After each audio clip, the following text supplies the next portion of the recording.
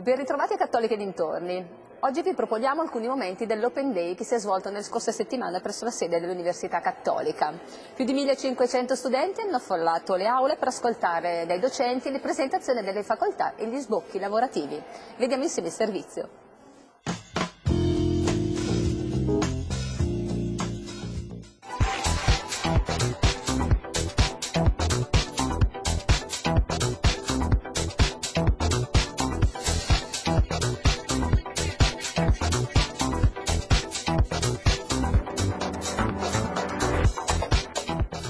Che facoltà siete venute a vedere stamattina? Lingua, sociologia, Sto ancora pensando, ma forse matematica.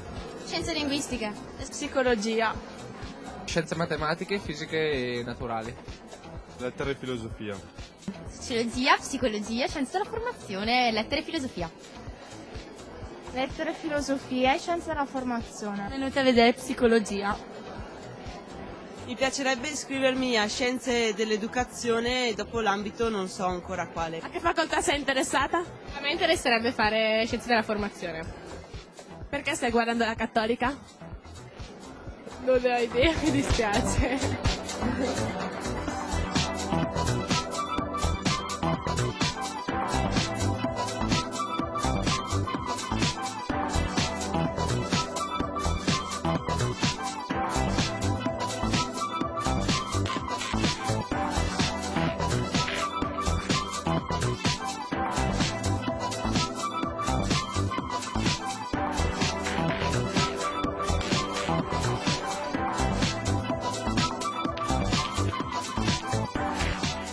Perché stai guardando la Cattolica? Perché penso che sia una ottima università e ne ho sentito parlare bene. Quando hai la laurea della Cattolica è molto valutata, ha un grosso valore.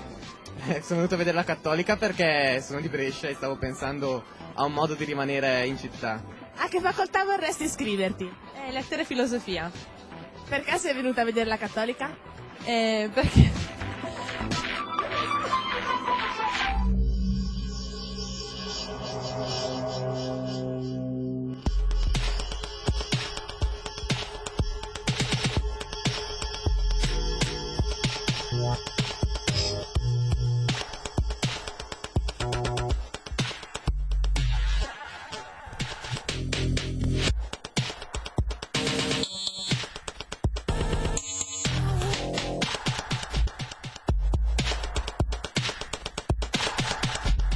Che facoltà sei venuta a vedere stamattina? Lingua. Sai già che indirizzo? Precisamente no, però mi interessa. Da che scuola venite? Liceo Copernico, scientifico. Scientifico. Copernico anch'io. Che facoltà siete interessati? Siamo venuti qui per scoprirlo. Non lo so neanche io. Da che scuola superiore vieni? Istituto Tecnico per il Turismo. A che facoltà sei interessata? Scienze linguistiche e relazioni internazionali. Signora, perché siete venute a vedere la Cattolica stamattina?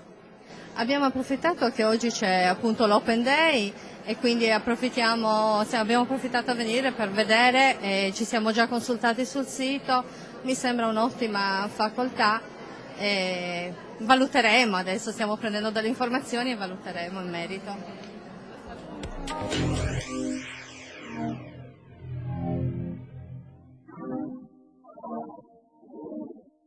E ora siamo qui nella biblioteca Carlo Viganò e io ho in mano questa sfera armillare per misurare il moto dei pianeti.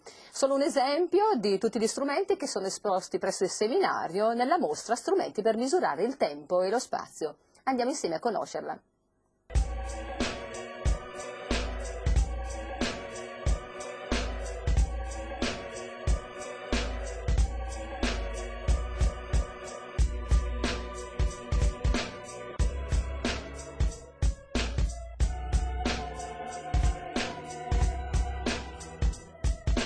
Strumenti per misurare il tempo e lo spazio in mostra al seminario vescovile. Questi oggetti antichi e preziosi, in maggioranza donati dall'architetto Alberto Viganò, ripercorrono le scoperte di molti scienziati nella storia. Ascoltiamo di cosa si tratta con il professor Pizzamiglio, curatore della mostra. Ecco, la nostra mostra, appunto, come dice il titolo, riguarda 4 termini. Il primo è quello della strumentazione, che riguarda la storia della tecnica. L'altro è quello che riguarda la teoria della misura, che è un espediente matematico, una struttura matematica, e l'altro sono i concetti di spazio e di tempo, che naturalmente sono concetti per noi importanti nel campo della fisica, della chimica, delle scienze applicate, ma anche filosoficamente. I nostri strumenti appunto riguardano le misure dello spazio e del tempo. Questi strumenti appunto per quello che riguarda il tempo sono soprattutto fatti da clessidre, orologi solari e orologi meccanici. Per quello che riguarda lo spazio sono evidentemente i metri, gli angolometri e gli strumenti per la rappresentazione e per lo studio delle micro grandezze, cioè con il microscopio, delle grandezze intermedie come i sestanti e delle grandezze astronomiche. Di questi strumenti appunto alcuni sono molto rari e costosi, perché sono i cimeli veri e autentici. Molti altri invece sono strumenti professionali, guardate bene, e servono proprio come il teodolite, così, servono per i geometri, servivano, adesso sono anche strumenti migliori, comunque sono strumenti di carattere professionale. Poi ce ne sono alcuni invece che sono strumenti solamente didattici, alcuni sestanti, questi sono talmente piccolini, che servono solo didatticamente per mostrare come funziona la macchinetta, ma non serve evidentemente né per fare la rilevazione terrestre, tanto meno per fare la rilevazione scientifica. Sono strumenti che sono interessanti anche perché raccontano l'evoluzione della scienza, della tecnica, le modalità attraverso le quali l'uomo ha scoperto come misurare il pianeta, come misurare il mondo.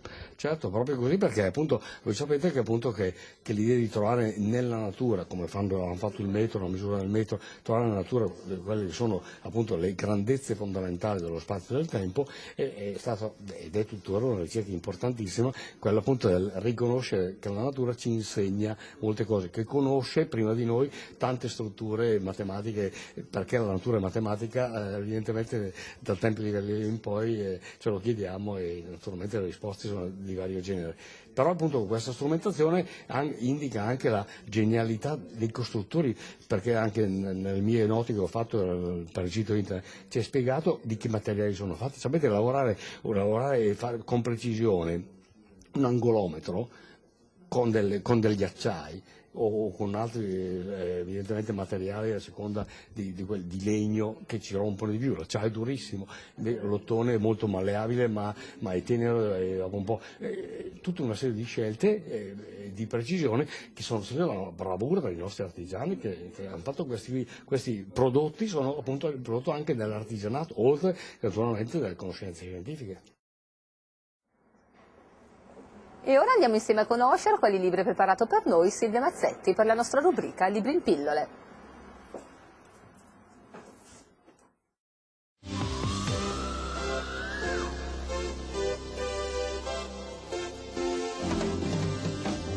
Il primo libro di cui parliamo è questo della famosa scrittrice cilena Isabel Allende, che torna con L'isola sotto il mare. Siamo a Santo Domingo nel 1770, la protagonista è Zarita Sedeia, detta Tété, che verrà venduta come schiava a un giovane francese appena sbarcato dall'Europa. Il suo scopo ovviamente sarà quello di occuparsi delle faccende domestiche. Eppure Tété molto presto scoprirà come è fatto il mondo, la violenza dei padroni e il desiderio di libertà degli schiavi, e assisterà alla battaglia per la fine della schiavitù.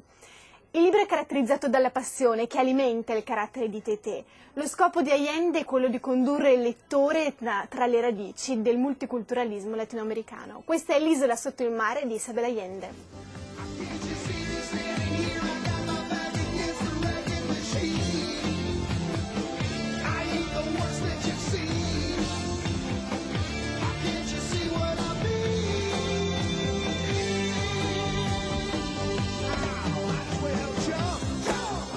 E parliamo ora di un successo internazionale, un libro che ha venduto più di 3 milioni di copie soltanto in Svezia e ha scalato le classifiche di vendita in Francia, Spagna e Germania. Ella è La principessa di ghiaccio di Camilla Läckberg. La protagonista Erika Falk, che va a trovare i genitori che vivono in una località turistica sulla costa occidentale della Svezia, un posto che è sempre stato molto tranquillo. Eppure il ritrovamento in una vasca di ghiaccio dell'amica Alexandra sconvolgerà il paese e lo porterà a ricordare delle vicende successe molti anni prima. Erika pensa si tratti di suicidio, in realtà però insieme al poliziotto Hedström cercheranno di ricostruire la vita della persona che lei credeva di conoscere. Questa è La principessa di ghiaccio di Camilla Läckberg.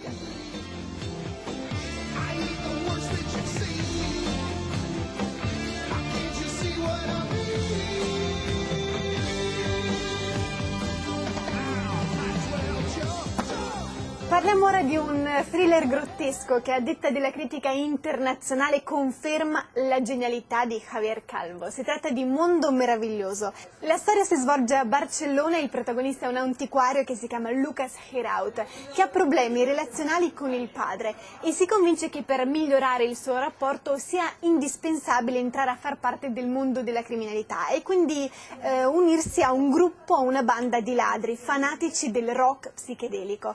Insomma, un libro pieno di avventure e di azione che rapirà il lettore dall'inizio alla fine. Mondo Meraviglioso di Javier Calvo.